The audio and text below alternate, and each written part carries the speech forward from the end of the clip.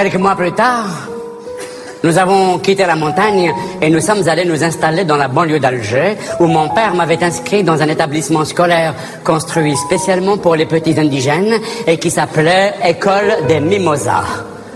Durant les 3 premières semaines, la maîtresse me marqua tous les jours absent parce que je ne levais jamais le doigt quand elle faisait l'appel. Je ne connaissais pas mon nom patronymique. Mon nom patronymique faisait partie de ceux qui avaient été attribués de façon arbitraire à nos grands-parents à la fin du 19e siècle par l'administration coloniale. Comme elle n'arrive jamais à se retrouver avec notre système d'appellation, ils nous ont donné de nouveaux noms pour mieux nous repérer. Dans le système traditionnel, nous possédions tous des chapelets de prénoms qui se suivent. Mohamed, Ben Ali, Ben Saïd, Ben Mohamed, Ben Saïd, Ben Ramadan, Ben Farid, Ben Abdelhamid, Ben Salim, Ben Ahmed, Ben Ramadan. Et une fois que le même prénom revenait 2-3 fois dans la liste, les fonctionnaires français étaient saisis de vertige. Ils ne savaient jamais qui était qui et qui est le fils de qui. Et dès qu'ils changeaient de village, ils trouvaient exactement les mêmes noms, mais dans d'autres sens. Voici, d'après des témoignages, comment se passaient ces séances d'attribution de nouveaux noms. Il y avait l'administration coloniale, son secrétaire, et les chefs de famille passaient les uns derrière les autres. L'administrateur faisait son enquête pour trouver des noms. C'est quoi ton nom? Mohamed Ben Ali, Ben Mohamed, Ben Mourid, Ben Tayyib, Ben Ramadan, Ben Saïd, Ben Ahmed, Ben Mohamed. Non, je te demande ton nom à toi. Ton nom à toi tout seul, c'est lequel? C'est pas le nom de ta tribu, hein? Tu es venu tout seul, non? Il y a personne derrière toi, je crois, non? Alors, s'il te plaît, donne-moi ton petit nom à toi. Mohamed. Mohamed. Secrétaire inscrivait Mohamed. Et ton père? Ali. Ali. Ton grand-père? Mohamed. Mohamed. Donc, si j'ai bien compris la logique, ton arrière-grand-père s'appelle Mohamed, ton grand-père s'appelle Mohamed, toi tu t'appelles Mohamed, alors là, il y a un problème. C'est les noms du prophète, monsieur. Pardon? Qui profite? Moi, je profite? Non, pas toi les prophètes. Hacha, non, non, non, non. Ah non. Les prophètes, c'est Mohammed sallallahu alayhi wa sallam. Toi, les prophètes, dis-toi, c'est l'autre là, comment il s'appelait, celui qui a les cheveux ici, là, comment il s'appelait? Comment t'es appelé, toi? Maurice. C'est ça, c'est les prophètes Maurice, toi.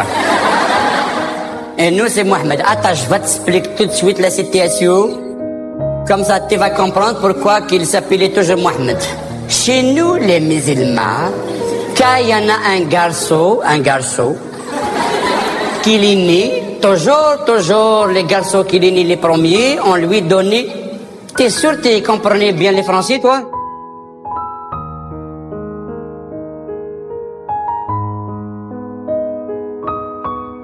Tu me regardais comme ça. T'es sûr que t'as été à l'école? Attends, je vais parler doucement. Je vais parler doucement, comme ça les mots ils viennent pas vite, comme ça les comprenez tout. Chez nous, les musulmans, Allahu Akbar, Allahu Akbar. Quand il y en a un garçon qui est né après le party. Oh!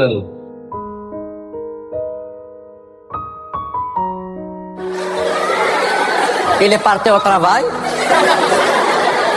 Toujours, lui donner les noms de Mohammed par le respect qu'il faut qu'il ait donné pour les prophètes. Tu en as les comprendre maintenant?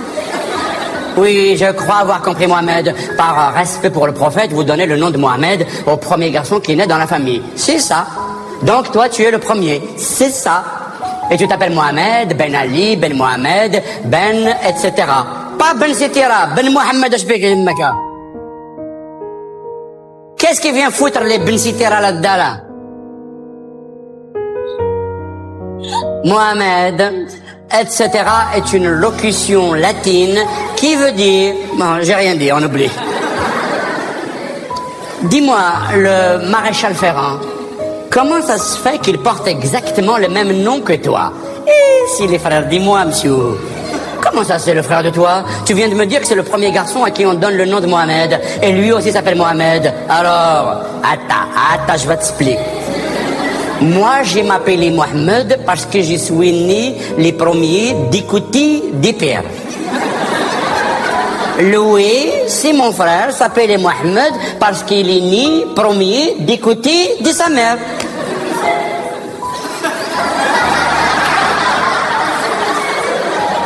Et donc de ta mère. Non, de sa mère à Louis, chacun sa mère alors. Qu'est-ce qu'ici? Et j'ai encore 4 autres frères qui s'appelaient Mohamed parce que mon père il a posé 9 femmes. Oh putain!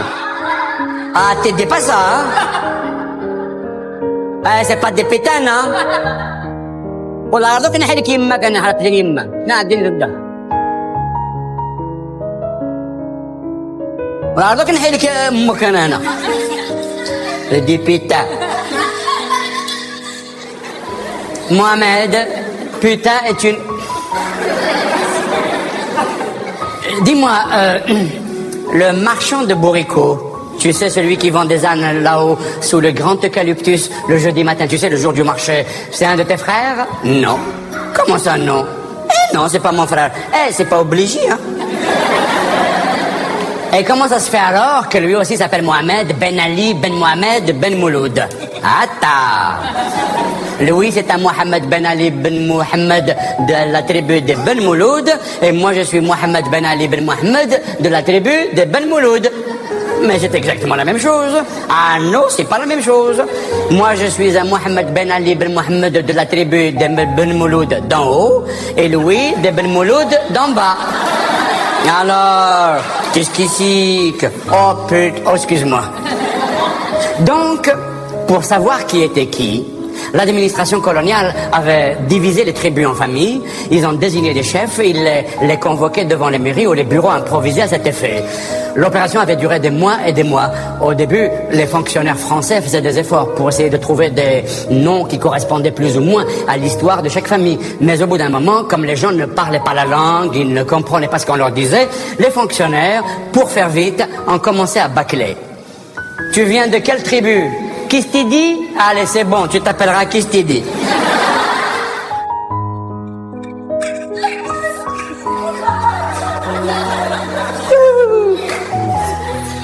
On s'en fout. Ton petit nom, c'est quoi?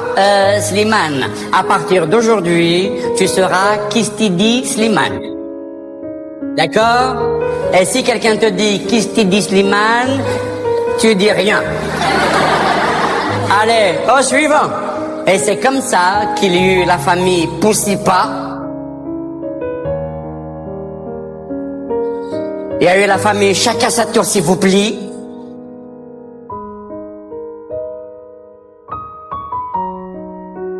Il y a la famille Tidikoun. La famille Merde alors. Et il y a la célèbre famille Kiskifichou. Ainsi qu'un tas d'autres noms que je n'oserais pas répéter ici devant vous et qui ont été tous changés au lendemain de l'indépendance. Alors ces nouveaux noms, au départ, étaient utilisés surtout pour les démarches administratives dans l'administration coloniale. Mais nos grands-parents, entre eux, dans la tribu, continuaient à utiliser le système d'appellation traditionnel. Et c'était pour cela que moi, je ne réagissais pas du tout lorsque la maîtresse m'appelait par mon nom patronymique que je ne connaissais pas. Mais un jour, en traversant les rangs, elle s'était arrêtée devant moi, s'était penchée et avait lu le nom inscrit sur l'étiquette qu'on m'avait cousu sur le tablier décollé qu'on m'avait donné. Et là, elle s'est mise à hurler, à me parler dans sa langue que je ne comprenais pas. Puis soudain, elle me prit par le col de la chemise et entraînait chez le directeur qui, à son tour, m'avait passé un savon de Marseille sans que je susse là non plus de quoi il retournasse.